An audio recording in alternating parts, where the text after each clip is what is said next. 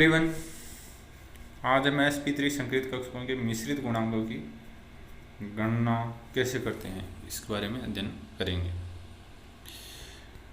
sp3 संकरण में एक s, एक px, एक py और एक pz यानी कि चार कक्षक भाग लेते हैं। तो चार कक्षक भाग लेते हैं और चार ही संकृत कक्षकों का निर्माण होता है। तो इस कारण हमें चार तरंग फलन प्राप्त होंगी। साई1 वेव फंक्शन, चार तरंग फलन या वेव फंक्शन प्राप्त होगी, साई1, साई2, साई3 और साई4। अब साई1 के लिए जो मिक्सिंग कोफिशिएंट जो या मिश्रण गुणांक लेंगे, मिश्रित गुणांक, वो a1, b1, c1, d1 इस तरीके से रहेंगे। साई2 के लिए a2, b2, c2 और d2 रहेंगे। साई3 के लिए a3, b3, c3, d3 और इसी प्रकार साई4 के लिए a4, b4, c4 और d4 रहेंगे। और जैसे a1 s के लिए a1 साई2s s और फिर b1 साई2px plus c1 साई2py plus d1 साई2pz, ये समीकरण अपनी हो गई 39। इसके बाद साई2 देखेंगे तो a2 साई2s, b2 साई2px, c2 साई2py, d2 साई2pz, ये समीकरण हो गई अपनी ये 40। इसी प्रकार से साई3 और साई4 बना लेंगे। इसमें a3, b3, c3, d3 लगाएंगे इनके मिक्सिंग कोफिशिएंट। इसी प्रकार साई4 में a4, b4, c4, d4 mixing coefficient या मिश्रित गुणांक लगाएंगे। फिर वही जो फर्स्ट टर्म जैसे ओरो में हमने sp और sp2 में क्या किया, क्योंकि s कक्षक है वो बराबर विभाजित होगा, समान रूप से वितरित होगा। तो कहने का मतलब a1 square is equal to a2 square होगा, a2 स्क्वायर है वो इक्वल होगा a3 स्क्वायर के और a3 स्क्वायर इक्वल होगा a4 स्क्वायर के।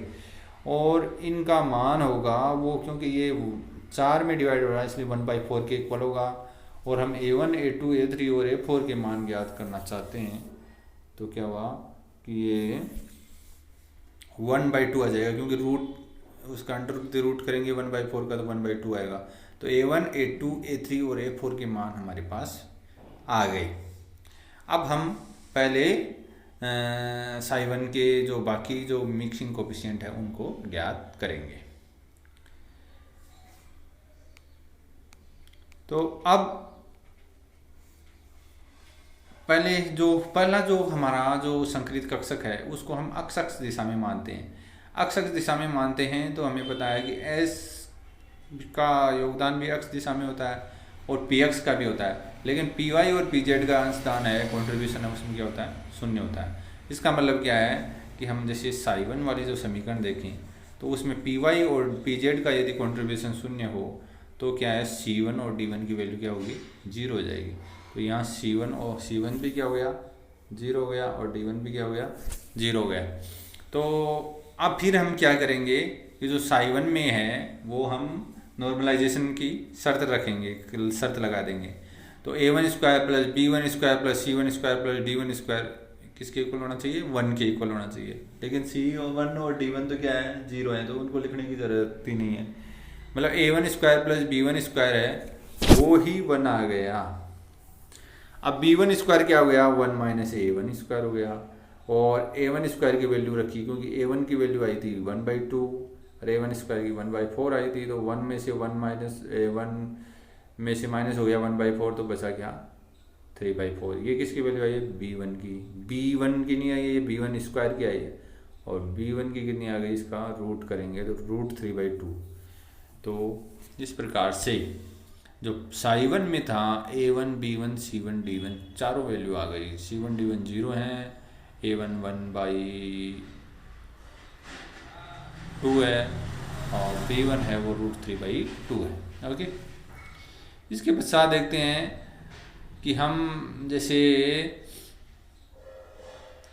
ये साई1, अब देखो जो ऑर्थोगोनल की जो शर्त लगाएंगे वो साई1 से ही लेंगे हम। साई1 और साई3 की किया है और साई1 और साई4 की किया है। तो इनमें ये और साई1 इसमें साई1 और साई2 लिखा नहीं है, लेकिन साई1 और साई2 की भी लगाएंगे। साई1 की जो बाकी जो तीनों जो तरंग फलन है या वेव फंक्शन है उनके साथ हम उसको ऑर्थोगोनल करके देखेंगे। साई 2 के साथ भी करेंगे, साई 3 के साथ भी करेंगे, साई 4 के साथ भी करेंगे। तो इसमें क्या, इसके फ़ायदा क्या होता है, हम देखते हैं इसमें समीकरण में क्या है कि C1 और D1 यहाँ जीरो होने से क्या है कि ये जैसे हम उसको ऑर्थोगोनल वाले समीकरण लगाते हैं, तो जैसे साई 1 और साई 2 के लिए लगाते हैं तो पहले A1 और A2 को मल्टीप्लाई करेंगे, फिर क्या करेंगे B1 और B2 को मल्टीप्लाई करेंगे, फिर क्या करेंगे C1 और C2 को, इनको ऐड करते जाएंगे। जैसे A1 A2 plus B1 B2 plus C1 C2 plus D1 D2।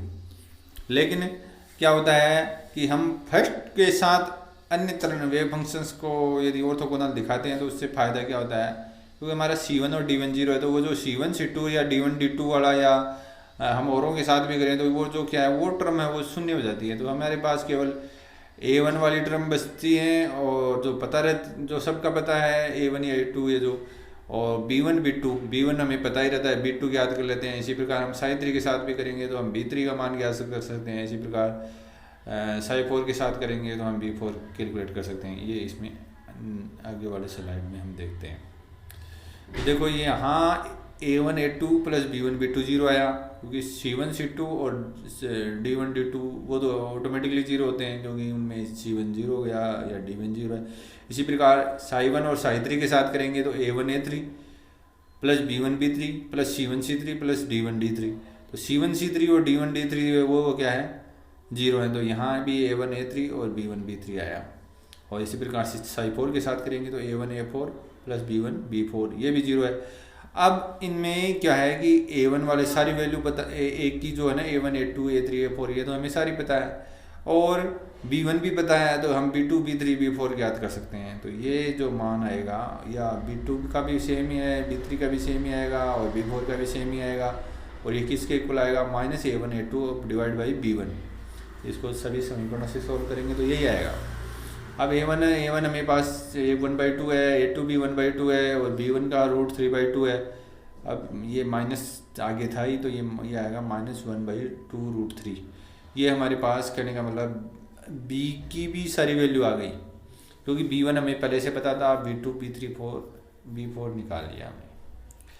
अब जो क्या है कि हमने पहले एक शर्त रखी थी कि जो फर्स्ट जो संकलित जो तरंग फलन है उसको हमने अक्ष डायरेक्शन में माना।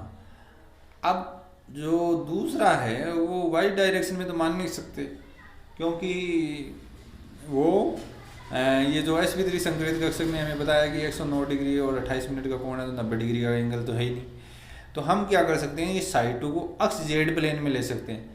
अक्ष जेड प्लेन में लेंगे तो PY का योगदान शून्य हो जाएगा, क्योंकि एक तल में मतलब जो एक तो अक्ष पर हो गया, और दूसरा उसी मतलब जो क्या होता है कि जो चतुष्कोणीय या टेट्राहेड्रल जो स्ट्रक्चर होती है उसमें दो होते हैं, दो जो संकलित कक्षक है वो एक ही तल में होते हैं। तो हम वो जो साई 2 को उस एक्स जेड प्लेन में ले रहे हैं, और एक्स जेड प्लेन में से लेने से क्या हो गया, PY का कॉन्ट्रीब्यूशन शून्य है, इसलिए इसमें जो C2 है वो जीरो हो जाएगा। ये ध्यान रखना है, D2 जीरो नहीं करना है, क्या करना है, C2 जीरो है। और साई 2 के लिए वही तरंग फलन की जो नॉर्मलाइजेशन की लगाएंगे हम, तो सभी के को जो साई 2 वाली जो साई 2 की जो तरंग फलन है उसकी जो मिक्सिंग कोफिशिएंट है उनके स्क्वायर का योग करेंगे तो वो जीरो के आना इक्वल आएगा। तो यहाँ ये जो समीकरण है ये इसमें ये 1 नहीं होकर के क्या होगा, 2 होगा ये। तो A2 square plus B2 square plus C2 square plus D2 square, ये सॉरी ये जीरो भी नहीं होगा, ये क्या होगा, ये होगा 1। एक मिनट, ये 1 होगा, ये 1 है। तो A2 square plus B2 square plus C2 square plus D2 square, ये किसके नॉर्मलाइजेशन करेंगे तो 1 के इक्वल होता है, जीरो कभी नहीं होता। जीरो ऑर्थोगोनल वाले में होता है, उसका वो अलग है कंसेप्ट। तो यहाँ C2 स्क्वायर जीरो है। C2 स्क्वायर क्यों जीरो है, क्योंकि C2 जीरो है, तो C2 0 होने से क्या होगा, A2 square plus B2 square plus D2 square is equal to 1 हो गया। और हमें A2 और B2 तो पता है, तो हम उसको क्या 1 दूसरी साइड ले जाएंगे, तो दूसरी साइड ले गए, D2 स्क्वायर बराबर आया 1 minus A2 square plus B2 square. और A2 स्क्वायर की 1/4 है, B2 स्क्वायर की कितनी थी, B2 था 1/2√3, तो इसका स्क्वायर करेंगे, माइनस में था तो प्लस हो जाएगा, और 1/2√3 को करेंगे तो 1/12 आ जाएगा। कैसे आएगा, 2 का स्क्वायर करेंगे 4 होगा, √3 का 3 होगा, 4 3 × 3 12, 1 + 4 और 1 + 1/4 प्लस 1/12 दोनों को ये ऐड करेंगे तो 1/3 आया, और ये 1 में से माइनस हुआ तो ये अपने पास आ गया D2 की वैल्यू आ गई, ये कितनी आई 2/3। अब देखो साइड 2 में भी सारे ज्ञात हो गए, A2 हमें पहले पता, B2 हमने ज्ञात कर लिया आई, और C2 0 है और D2 2/3 है। तो साइड 2 तरंग फलन के वेव फंक्शन के सारे मिक्सिंग कोफिशिएंट हमें पता चल गया। अब उसके बाद में देखिए, सॉरी ये D2 की 2/3 नहीं है, ये D2 स्क्वायर है ये, तो अब D2 क्या आएगा, √2/3 आया। और इसी प्रकार से फिर क्या है कि जो जिस प्रकार से हमने साई वन को सभी जो वेव फंक्शंस हैं उनके साथ ऑर्थोगोनल किया था, उसमें जो वैल्यू 0 आती है, इसी प्रकार से हम साई 2 को भी, क्योंकि 1 के साथ करने की तो आवश्यकता ही नहीं है, 1 वाले तो पहले से ही पता है, तो फिर अब बचे कितने, साई 3 और साई 4, तो साई 2 को साई 3 और साई 4 के साथ हम ऑर्थोगोनल करेंगे। तो अब इसमें क्या होता है, जैसे साई 2 और साई 3 को करते हैं तो पहले A2 A3 हो गया, फिर B2 B3 को ऐड करेंगे गुणा करके, फिर C2 C3 को करेंगे, लेकिन C2 C3 तो 0 हो जाता है क्योंकि C2 0 है, और प्लस D2 D3, तो ये 3 आई और ये 0 के इक्वल हो गया। इसी प्रकार से 4 वाले के साथ करेंगे तो A2 A4 plus B2 B4 plus D2 D4, यहाँ भी C2 C4 भी होगा, लेकिन वो क्या है कि ऑटोमेटिकली 0 है क्योंकि C2 0 है, तो यहाँ ये आई। और इसमें देखो A2 A3 वाले पता है, B2 B3 के पता है, ये B2 B4 भी हमें पता है। अब हमने D2 भी याद कर लिया, तो ये D3 और D4 याद कर लेंगे, और D3 और D4 भी इक्वल होंगे क्योंकि बाकी जो है वो रिमेनिंग है वो इक्वल है। तो ये आया D3 और D4 है वो इक्वल आए, और वो हो गए minus A2 A3 plus B2 B3। तो ये हालांकि ऊपर ब्रैकेट में लिखना चाहिए इसको, क्योंकि नहीं तो कंफ्यूज हो सकता है आपके, ये ब्रैकेट में है ना, सॉरी ये ब्रैकेट है, और ये D2 का डिवाइड हो गया, तो ये 1/A1 A2 को मल्टीप्लाई करने से 1/4 आया, B2 B3 को करेंगे मल्टीप्लाई 1/12 आया, ये D2 √2/3 से डिवाइड किया तो -1/√6, ये D3 और D4 आ गया।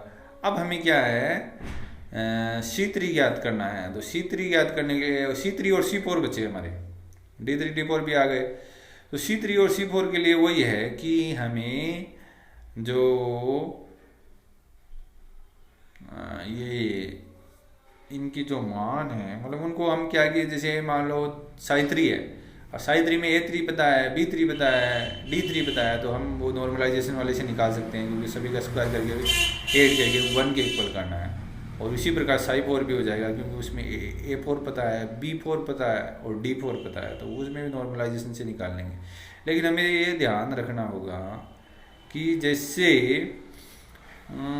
साई 3 में जो C3 स्क्वायर की वैल्यू 1/2 आएगी, और साई 4 में भी C4 स्क्वायर की वैल्यू 1/2 आएगी। लेकिन हम क्या करेंगे कि जैसे मतलब दोनों का स्क्वायर की वैल्यू तो सेम है, C3 स्क्वायर की और C4 स्क्वायर की 1/2 ही है, लेकिन हम C3 जो लेंगे, क्योंकि 1/2 का हम रूट करेंगे तो प्लस में भी आ सकता है माइनस में भी आ सकता है, तो C3 में हम प्लस वाला लेंगे और C4 में माइनस वाला लेंगे। ये इम्पोर्टेंट पॉइंट है, नहीं तो आप गलत कर दोगे, क्योंकि दोनों सेम आ रहे हैं ना, सेम आ रहे हैं तो डिफरेंट तो होना चाहिए, सारी पूरा तरंग फलन सेम नहीं हो सकता, नहीं तो वही संग्रहित कक्षक हो जाएगा, वही डायरेक्शन हो जाएगी। इसलिए एक प्लस का होगा एक माइनस का होगा, और बाकी जो वैल्यू है ये जो C3 C4 की वैसे तो सेम है, आंकिक वैल्यू सेम है, लेकिन साइन है वो पॉजिटिव और नेगेटिव का अंतर है। तो इस प्रकार से हमने ये जो तरंग फलनों में इनमें A1 A2 B1 A1 B1 C1 D1, इसी प्रकार A2 B2 C2 D2, A3 B3 C3 D3 और A4 B4 C4 D4, इनकी जो वैल्यू रखेंगे हम समीकरण जो पहले थी ना, कौन सी थी, एक मिनट दिखाता हूँ मैं आपको, 39 40 41 और 42, इनमें रखेंगे तो हमारे पास ये जो समीकरण हैं ये आ जाएगी। और इस प्रकार से हमारा जो चार वेव फंक्शन या तरंग फलन प्राप्त हो जाएंगे। और ये जो चारों जो तरंग फलन हैं वो एक एक संक्रित कक्षक को रिप्रेजेंट करेंगे और ये इस प्रकार से चतुष्फल के ज्यामिति के रूप में व्यवस्थित होते हैं। अब इसमें संकरण में बंद कोण देखें तो वही फॉर्मूला लगता है, cos theta equal to minus संक्रित कक्षक का s गुण डिवाइड बाई 1 माइनस संक्रित कक्षक का s गुण। तो यहाँ s3 में s कक्षकों का संक्रित कक्षक में s कक्षक का गुण 1/4 होता है, क्योंकि टोटल कक्षक 4 हैं, s 1 है, 1/4 1/4 हो गया। और ये cos थीटा मान रखा इस फॉर्मूले में 1 माइनस आ गया, इसमें ये माइनस आ गया, इसमें भी, यहाँ भी माइनस आ गया, ये माइनस आ गया। तो क्या हुआ कि cos थीटा बराबर आया 1/4 माइनस आगे था, ये ऊपर है, ये माइनस ये सामने है बिल्कुल, दो ऐसे नहीं हद में आ गया, ये ऊपर दिखाऊं, एक मिनट, ये यहाँ लगा देता हूँ और यहाँ भी ये हो गया, ये नेगेटिव साइन है। और इसको जब सोल्व करेंगे तो -1/3 आएगा और इसको ये कितने थीटा के इक्वल होता है, ये 109 डिग्री 28 मिनट के इक्वल होता है, तो यहाँ थीटा आ गया।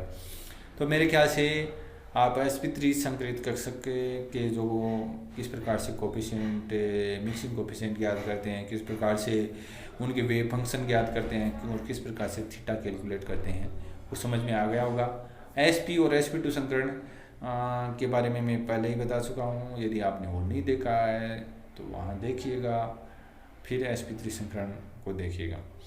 और यदि इन तीनों से संकरण से रिलेटेड कोई भी समस्या हो तो आप कमेंट बॉक्स में डाल सकते हैं।